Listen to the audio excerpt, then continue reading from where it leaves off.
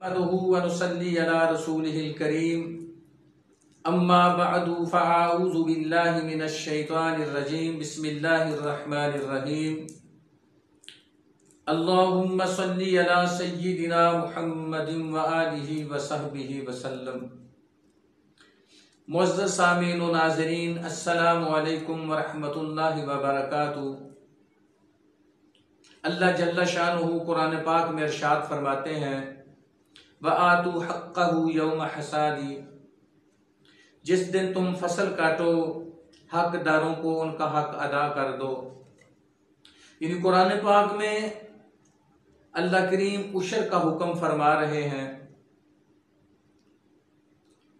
कि जब तुम अपनी खेती काटो तो जो गुराबा का हक है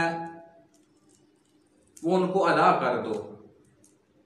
एक सच्चे मुसलमान की ये पहचान है, एक सच्चे मुसलमान मोमन की, वो सारी जिंदगी अल्लाह करीम के हुक्म का पाबंद रहता है। वमा काना लिमुमिनिन वला मुमिनतिन इज़ा क़दल्लाहु व रसूलुहु अमरन यकूना लहुमुल खियरतु मिन अमरिहिम। किसी मोमन मर्द औरत की शयान शान नहीं कि अल्लाह और उसके रसूल का हुक्म सुन ले तो वो अपनी मर्जी करें। अल्लाह ने किसी को भी इख्तियार नहीं दिया। अगर वो मर्जी करेगा तो मोमन की फरिश्त से उसका नाम निकल जाएगा। तो ये हुक्म अहले मोमन को इरशाद फरमाया, मुसलमान को, कि जब खेती काटो तो उशर अदा करो। मुअज़्ज़ज़ सामीन किराम, पहली सफ के हम नमाजी हैं, बाजमात नमाज अदा करते हैं, नमाज में सुस्ती नहीं करते। जब हवाला देते हैं कुरान पाक का देते हैं, हवाला देते हैं हदीस पाक का देते हैं। ना हम ज़कात अदा करते हैं, ना हम उशर अदा करते हैं। अल्लाह।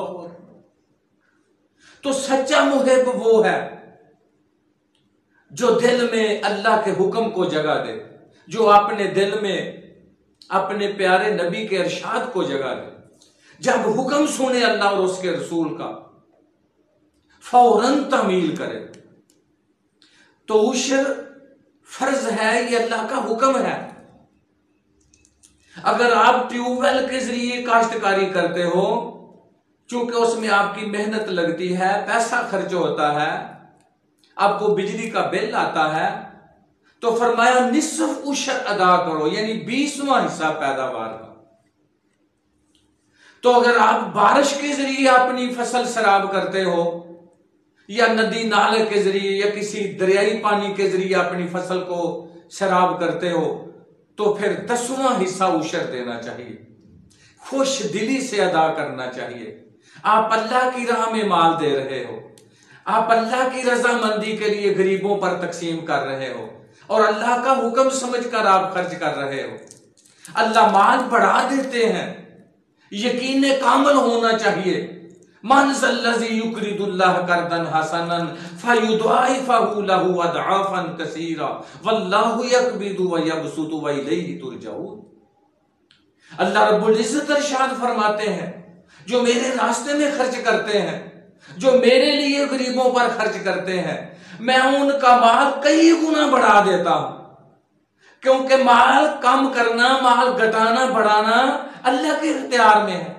वल्लाहु यक़बिदु, अल्लाह ही माल में तंगी पैदा करते हैं और अल्लाह ही कुशादगी पैदा करते हैं, और सब ने अल्लाह की तरफ लौट कर जाए। तो एक मुसलमान पाबंद है अल्लाह के हुक्म का। मुसलमान की तारीफ ही ये है कि वो अपने अल्लाह के हुक्मों की पाबंदी करे, अल्लाह ताला और उसके रसूल के हुक्म की ताबेदारी करे। तो नमाज बड़े शौक से पढ़ें, ना ज़कात अदा करें, ना अपने मालों से हज करें, ना उशर अदा करें, तो सिर्फ एक कागजी मुसलमान। मुअज़्ज़ज़ सामीन किराम, जब अल्लाह का हुक्म सुन लें, प्यारे नबी अलैहिस्सलाम का हुक्म सुन लें, फिर मुसलमान के शयान शान है फौरन तामील करें। अल्लाह रब्बुल इज़्ज़त ने कुरान पाक में एक वाक़या बयान फरमाया है। सूरत अल कलम में अल्लाह ने एक नेक आदमी की कहानी बयान फरमाई, एक सालेह आदमी की कहानी बयान फरमाई। जो नमाजी भी था, सखी भी था, गरीबों पर खर्च भी करता था, गरीबों का बहुत ज्यादा ख्याल रखता था, खुश दिली से अपने बाग से गरीबों पर खर्च करता था। जब वो बाग की फसल काटता था, फल काटता था, अपनी बस्ती के लोगों में ऐलान करता था, क्या मेरी बस्ती के मिस्कीनों और गरीबों, मैंने बाग की फसल काटनी है, अपना अपना हिस्सा वसूल कर लो। अल्लाह। तो उसने अपनी बस्ती के गरीब लोगों को राजी रखा। बाप फौत हो गया, बेटों ने रात को मशवरा किया, फैसला किया कि अब्बाजान ने सारी दौलत गरीबों पर लटा दी, अब हमारा एक बहुत बड़ा खानदान है, लिहाजा गरीबों के लिए दरवाजा बंद कर दिया जाए। रात को उन्होंने मशवरा किया कि सुबह सुबह ही बाग का फल उतारेंगे, किसी गरीब मिस्कीन को कानों कान खबर भी ना हो। उन्होंने अपने घर बैठकर रात की तरीकी में फैसला किया। अल्लाह रब्बुल इज्जत ने उनके फैसले को कबूल ना किया। अल्लाह रब्बुल इज्जत को उनका मशवरा पसंद ना आया। रातों रात जब वो सोए हुए थे, अल्लाह रब्बुल इज्जत ने आग का अजाब भेजा और सारा बाग जलाकर राख कर दिया। वो बाग जहां से पहले गरीबों के लिए हक निकलता था, अल्लाह ने उसके बाप के बाग में बरकतें नाज़िल फरमा दी। जब उन्होंने गरीबों के लिए दरवाजा बंद कर दिया, अल्लाह ने सारा बाग जला दिया। तो उशर की कितनी बरकतें हैं, पूरी बस्ती के गरीब खाते थे और अल्लाह रब्बुल इज्जत बरकत नाज़िल फरमाते थे। तो जब वो सुबह बाग का जो फल था काटने के लिए गए,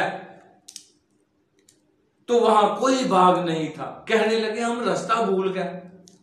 तो बड़े भाई ने कहा रास्ता नहीं भूले, हमने गरीबों के लिए दरवाजा बंद कर दिया है, अल्लाह का हिस्सा खत्म कर दिया है, हमने अल्लाह का नाम नहीं लिया, अल्लाह को दरमियान से निकाल दिया है, इंशाअल्लाह ही नहीं कहा, लिहाजा ये अल्लाह का अजाब नाज़िल हुआ।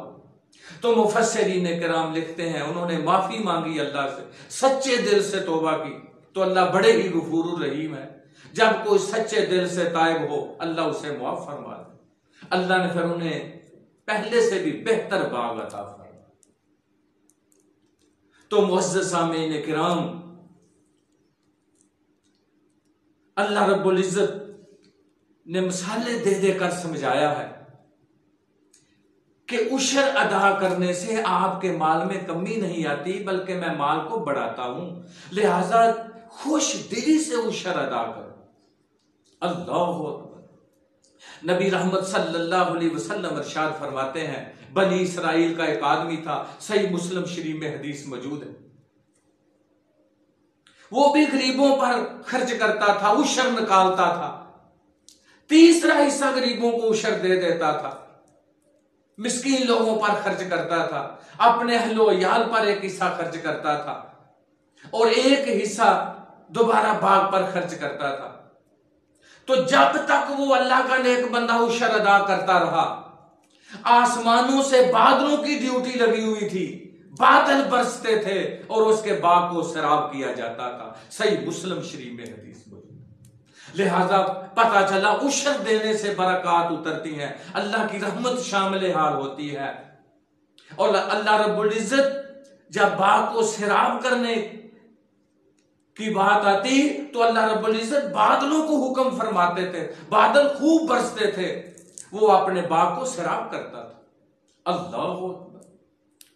तो अरशाद फरमाया, बनी आदम अनफिक, तू अल्लाह की राह में खर्च कर, उनफिक अलैका, अल्लाह तेरे ऊपर खर्च करेगा।